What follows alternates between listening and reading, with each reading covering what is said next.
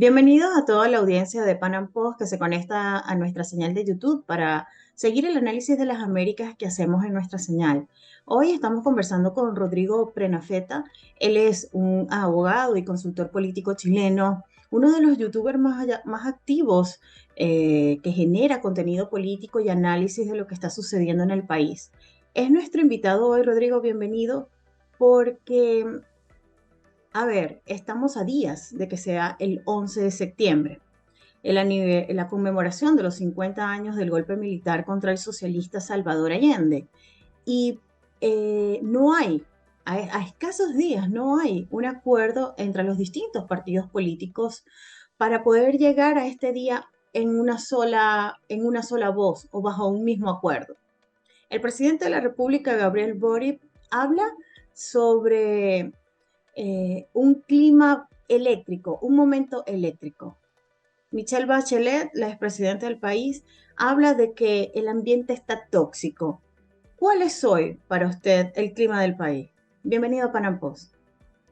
Bueno, muchas gracias por la invitación. Yo diría que el país efectivamente tiene un clima más bien polarizado, aunque en parte Gabriel Boric con sus declaraciones, los actos de su gobierno y la misma Bachelet han tomado un rol predominante en impulsar dicho ambiente. Todo esto en realidad se polarizó bastante post 18 de octubre del año 2019 con el llamado estallido, que con el nivel de destrucción que incluso generó noticias a nivel internacional, lógicamente iba a haber un aumento de la polarización y de la molestia porque sectores como el que ahora es gobierno impulsaron mucho ese tipo de actos y defendieron la violencia que se dio ahí, y inevitablemente, por el otro lado, eso generó una reacción también de polarización ante el alza de la violencia, y eso no ha bajado, ¿no?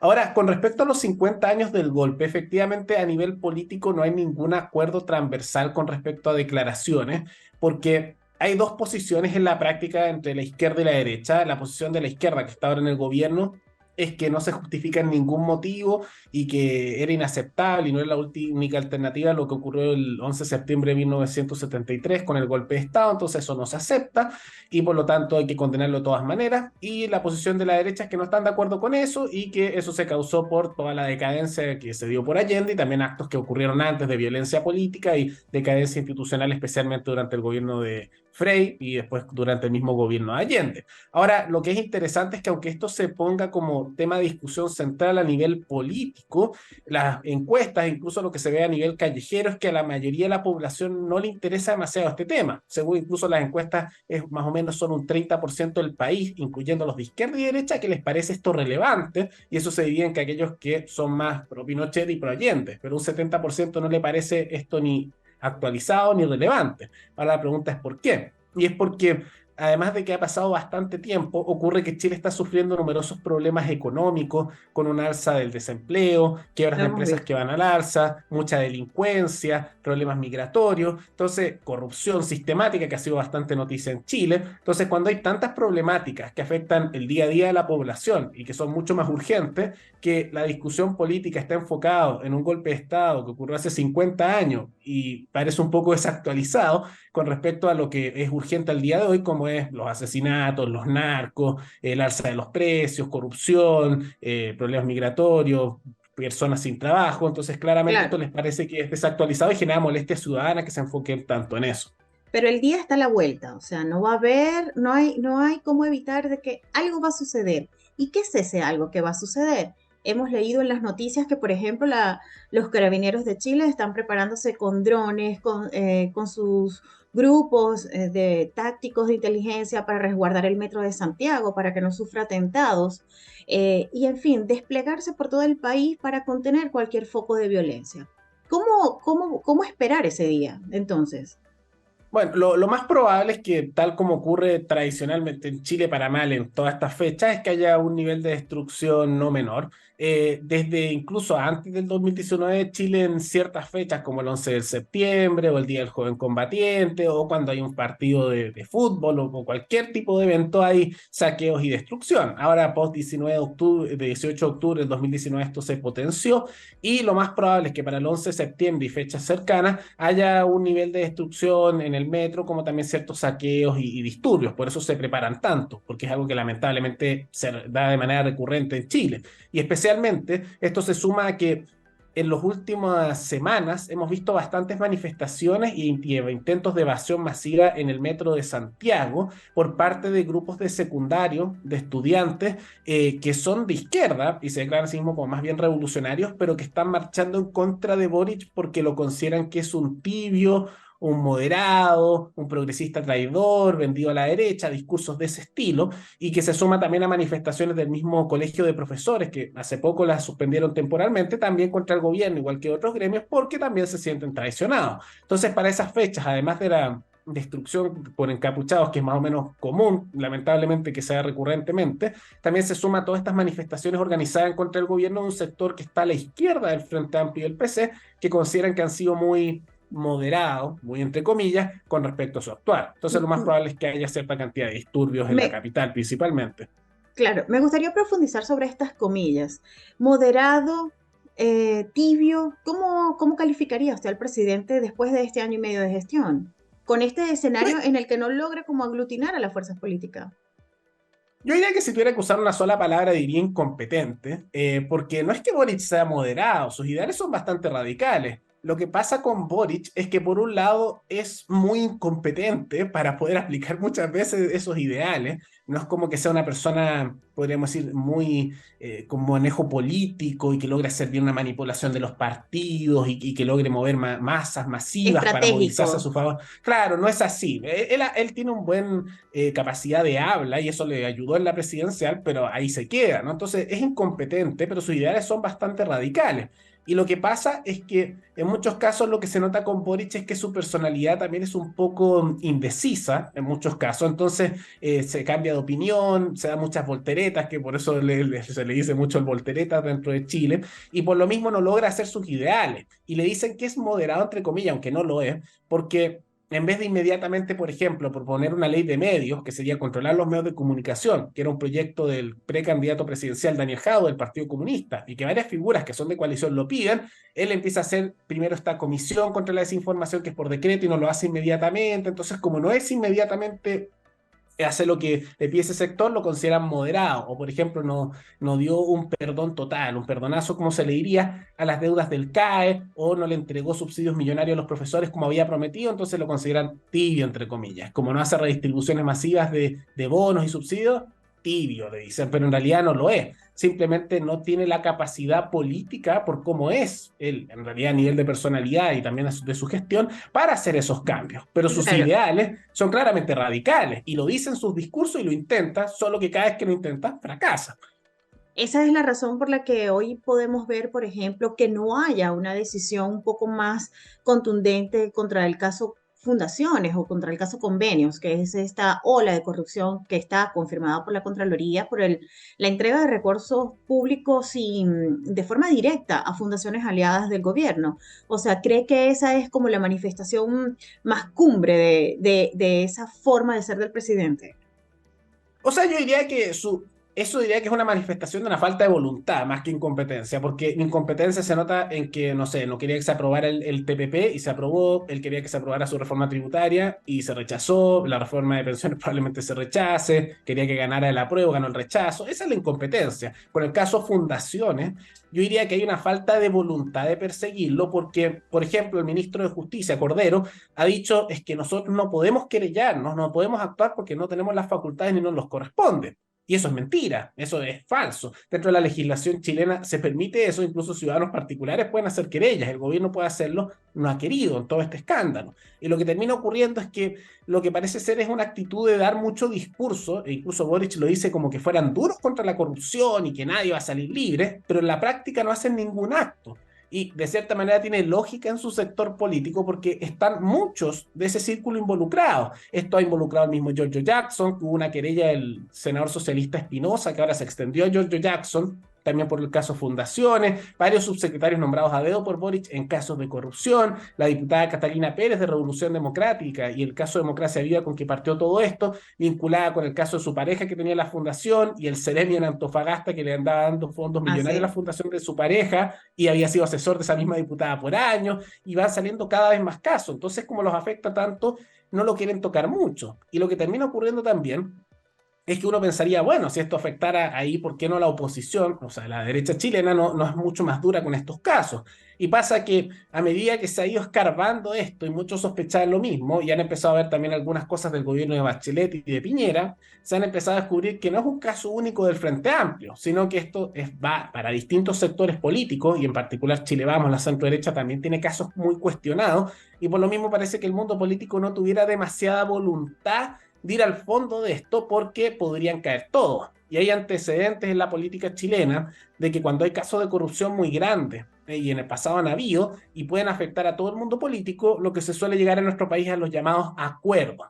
Por ejemplo, cuando fue el caso Soquimich y Penta, no cayeron realmente políticos. El caso de Brecht, que fue a nivel latinoamericano conocido, Así en es. Chile no se quiso investigar. A pesar que Odebrecht declaró que en Chile había políticos de ambos lados que habían entregado dinero, no quisieron investigarlo. Y así, por ejemplo, ha ocurrido que durante el gobierno de Lago, esto ya fue hace muchos años, se descubrió corrupción por el que le pasaban dinero por debajo a los ministros. Y llegaron a un acuerdo con la UDI en su momento, con Longueira, que lo lideraba, y con la derecha acordaron y dejaron que eso pasara. Y así con tantos casos. Ahora, Entonces, lo que Rodrigo, empezamos a observar es que no quieren investigar por lo mismo, porque puede afectarlos a todos.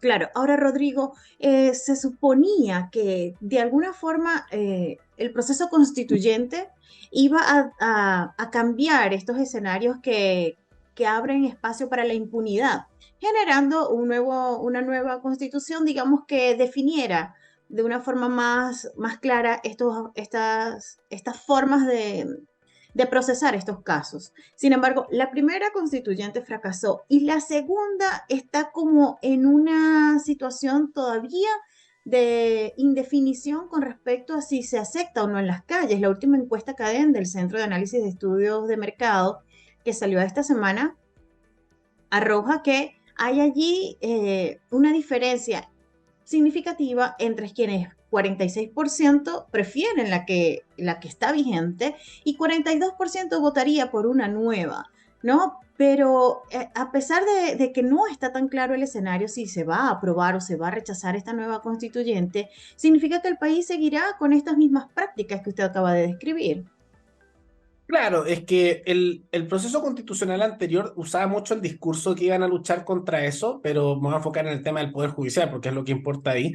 No cambiaba mucho en temas de corrupción, decían que la corrupción estaba sancionada constitucionalmente, pero todos sabemos que diga que la corrupción está mal, eso ya está en las leyes, que lo diga en la Constitución no cambia, y hacían en la práctica un Poder Judicial segmentado por grupos étnicos y un supraconsejo, y al final incluso yo diría que empeoraba la justicia. Y en la Constitución actual no se cambia sustancialmente el poder judicial, sino que simplemente se le crean más organismos burocráticos, que van en la misma dirección que eso por negociaciones entre la derecha con la izquierda, ¿no? Para hacer un poco los sectores de izquierda para que se apruebe la Constitución actual. Y pasa que, no sé si será así en otros países latinoamericanos, pero en Chile es así y no hay mucha impunidad porque el poder judicial en la práctica no es demasiado independiente. En nuestro país, los jueces de la Corte Suprema son nombrados a dedo por el presidente con acuerdo de 2/3 del Senado, y esto desde que Chile es independiente. Y como podrán imaginarse, eso no genera mucha independencia política cuando la más alta corte lo nombra el presidente, un político, y después 2/3 del Senado, también puros políticos, que se fijarán que sus intereses no se vean afectados. Y todos los jueces hacia abajo, Corte de Apelaciones, jueces ordinarios, etcétera, son nombrados también por el presidente por ternas, 3 o quinas, 5, propuestas por esa misma Corte Suprema que nombró el mundo político. Entonces, inevitablemente todo el poder judicial va a tener influencia mayor o menor del mundo político, y por lo mismo nunca hay muchas consecuencias. En otros países hay una separación más bien total del poder judicial con el poder ejecutivo y legislativo, pero lamentablemente en Chile eso no es así. Y tanto en la propuesta constitucional anterior como en la actual que se está discutiendo, no se han hecho cambios para eso, porque no hay la voluntad política para hacer eso, porque sospecho que les interesa mantener esa influencia sobre el poder judicial. Justamente será por eso que el 50% de los consultados en esta encuesta CADEN dice que si este proyecto fracasa, que se cierre ya esta búsqueda que parece insaciable por parte del gobierno del presidente Boric en insistir en cambiar la constitución. Sí, efectivamente, la realidad es que después del primer proceso ya había un cansancio con respecto al proyecto constitucional. Muchos pensaban que se iba a terminar el proceso, incluso había un artículo que era el 142 que decía que si ganaba el rechazo se terminaba el proceso, pero eso lo ignoraron por completo y hicieron hacer un segundo que se hizo sin ningún plebiscito de entrada, lo que generó muchas críticas por amplios sectores poblacionales y se hizo un acuerdo político en el Congreso y por eso están los llamados expertos que son los que hicieron el anteproyecto constitucional y pusieron unos bordes, porque se hizo un acuerdo así.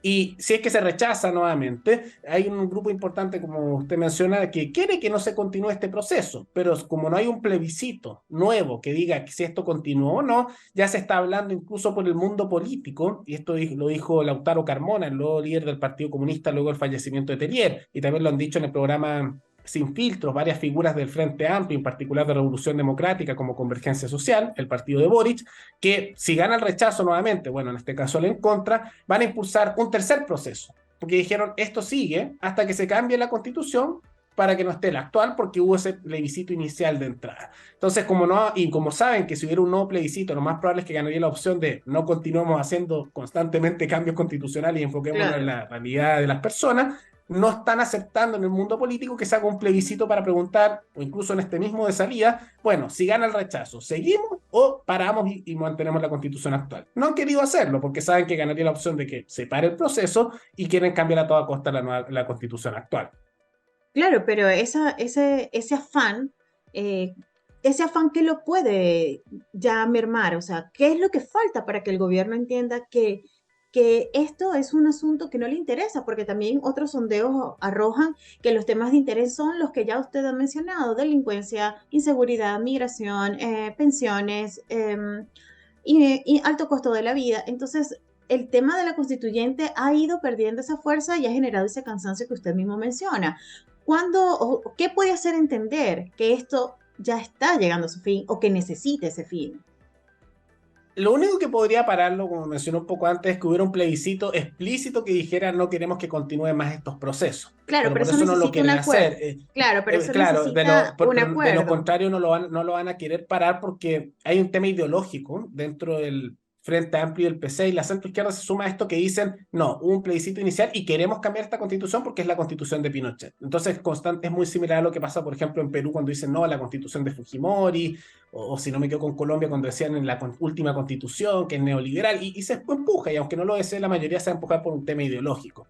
Y pasa que la centro derecha, Chile Vamos, tiene la excusa de que según ellos, cosa que no es cierto, pero según ellos, ganó el rechazo en el proceso anterior porque dijeron que iban a buscar una constitución buena, pero no la de la prueba, la original del proceso anterior, sino una que nos una. Entonces ellos igual la quieren cambiar, y yo diría que en realidad detrás de eso hay intereses de ajustar más las reglas constitucionales para tener mayor poder político, y el Partido Republicano originalmente eran los que eran más firmes con respecto a rechazar a secas porque Ujú. decían que el proceso era ilegítimo y por eso tuvieron tanto éxito en el proceso actual que ahora tienen la amplia mayoría, pero lo que hemos observado en los últimos tiempos es que como sacaron tantos escaños, han cambiado un poco su posición de ese rechazo al proceso y mantener la constitución actual a ceder en varios puntos donde han generado conflicto incluso en sus bases por eso, con tal de que se apruebe la constitución actual, un poco más cercana a lo que quieren ellos, pero dejando de lado bastante de sus principios, y porque creen que eso eventualmente los podría llevar a la presidencia. Entonces eso es lo que se ha visto y por lo mismo no se ve que este proceso político vaya a cambiar pronto y puede que tengamos hasta un tercer proceso constitucional, no inmediatamente, pero sí en un par de años más. Ahora, lo que sí viene muy inmediato es que pasado esta conmemoración del 11 de septiembre, sobre la conmemoración del golpe contra Salvador Allende, es que viene octubre.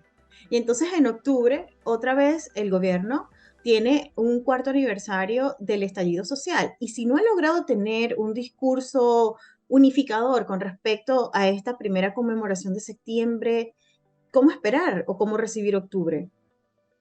Lo más probable es que al igual que en septiembre, en octubre, para especialmente el 18 de octubre, se vean disturbios, no al nivel de lo que hubo el 2019, pero sí disturbios de una cantidad no menor, especialmente en el centro de la capital. Probablemente se preparen de la misma manera que se están preparando ahora para el 11 de septiembre, y esos disturbios van a ser principalmente, como mencioné un poco antes, de sectores de la misma izquierda, que consideran que Boric es tibio o moderado, que son varios, que especialmente algunos segmentos del Partido Comunista, sectores a la izquierda del PC, no sé, Eduardo Artés, Partido Comunista Acción Patriótica, los trotskistas, sectores más anarquistas, los estudiantes secundarios, grupos así. Entonces probablemente vaya en esa misma dirección. Y después de eso, un poco después tenemos incluso el plebiscito de salida en diciembre, entonces se viene bastante convulsionado para el gobierno y el discurso que van a hacer es, por un lado, decir que no es necesario hacer estallidos ni nada así, porque ahora ellos están en el gobierno, cosa que han repetido oficialmente a nivel gubernamental. Cataldo, el nuevo ministro de Educación, que es del Partido Comunista, primer ministro de Educación comunista de nuestra historia,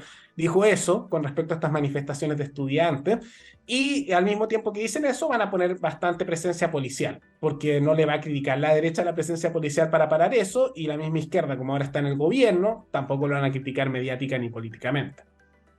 Claro, ahora, con estos tres eventos, conmemoración del golpe contra Allende, el aniversario del estallido y un plebiscito constitucional, ¿cómo cree que va a terminar este año el gobierno y el país? Yo diría que el país va a terminar peor, no diría que catastrófico, pero sí en mayor decadencia, que es lo que hemos visto en el último tiempo, porque en la práctica Boric hace mucha propuesta, pero se rechazan todas, entonces todo se mantiene igual, que es un poco decadente, pero se continúa en esa tendencia. Podría ser peor si se aprobaran sus reformas, pero se va a mantener así.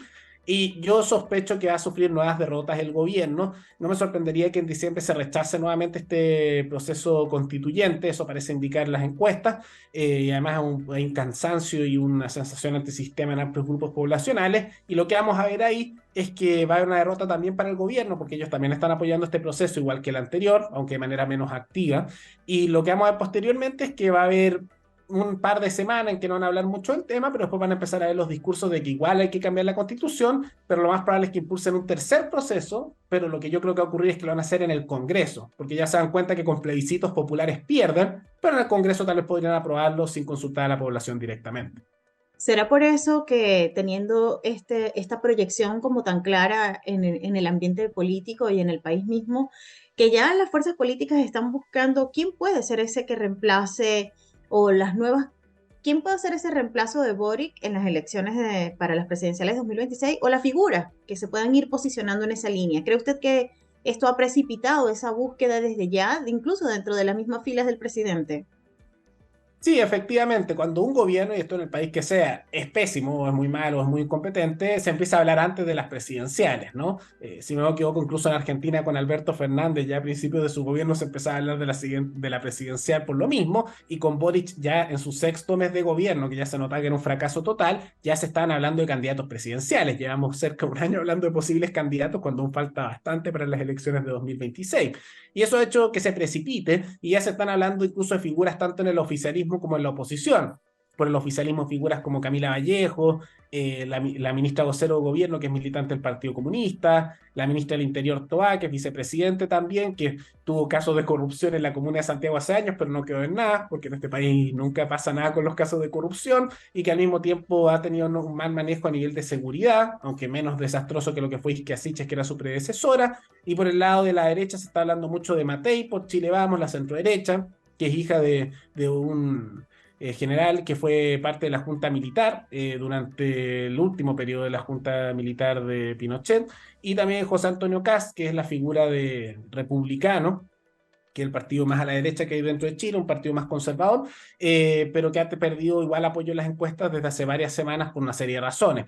Y el otro que ha aparecido sorpresivamente es Sebastián Piñera, expresidente de Chile en dos ocasiones, que es de Chile Vamos, que no diría que fueron unos gobiernos muy efectivos, y que curiosamente, aunque era uno de los presidentes menos populares y más odiados a nivel transversal, por una derecha que lo consideraba muy tibio y traidor y una izquierda que lo consideraba un Se dictador, repite, pero sí, el que escenario. sí, sí, se va repitiendo porque aunque era muy popular terminar su gobierno en todos los sectores, ha ocurrido que el gobierno de Boric ha sido tan malo, desastroso y corrupto que incluso un gobierno malo y mediocre como era el de Sebastián Piñera empieza a parecer no tan malo, y por lo mismo ahora va a tercer lugar en las encuestas presidenciales. Y quién sabe, conociendo cómo es la personalidad de Piñera, él también podría buscar nuevamente la presidencia, o Bachelet, el expresidente socialista que fue mala a nivel de gobernante, va en un cuarto lugar también en las mismas encuestas. Para finalizar, Rodrigo, quien hoy nos ha acompañado, Rodrigo Prenafeta en Panam Post. ¿Algún sobreviviente de toda esta lista real para esa competencia? ¿Usted lo ve claro hoy? Yo diría que algunos de los que sí o sí se van a lanzar es Kast, que ya ha estado en más de una presidencial y ha ido creciendo. Yo diría que va también a lanzarse. Matei, lo más probable, hace tiempo que ha querido la presidencia y ya ha tenido candidaturas presidenciales anteriores, aunque fracasadas, y Así ahora es. tiene, es su mayor oportunidad, iría ahora. También probablemente vamos a ver a Marco Enrique Jominami, que es eterno candidato de la izquierda progresista, nunca saca mucho voto, pero siempre está. Eduardo Artés, del Partido Comunista Acción Patriótica, que siempre saca menos de un 1%, pero también estará. Y de la centro izquierda es difícil saber porque no hay figuras claras, excepto Bachelet, que según ella no quiere ser candidata, pero uno nunca sabe, palabra de político no hay que confiar mucho. No, Y ella dice también que no, tal que espera vez, no estar en esa coyuntura. claro, pero ese tipo de discursos fácilmente pueden cambiar con el pueblo me lo pidió. Es bastante típico de políticos que hagan eso. Entonces uno nunca Claro. sabe de centro izquierda, además de ella no hay figuras muy claras de quién podría ser. Tal vez Piñera, porque han habido filtraciones incluso de sus ex ministros, como el ministro Desbordes, que fue también senador, que dijo que Piñera quiere ir por un tercer periodo presidencial, entonces tal vez en vez de Matei sea Piñera, eso no sabemos, todavía faltan bastantes años, entonces todo puede pasar.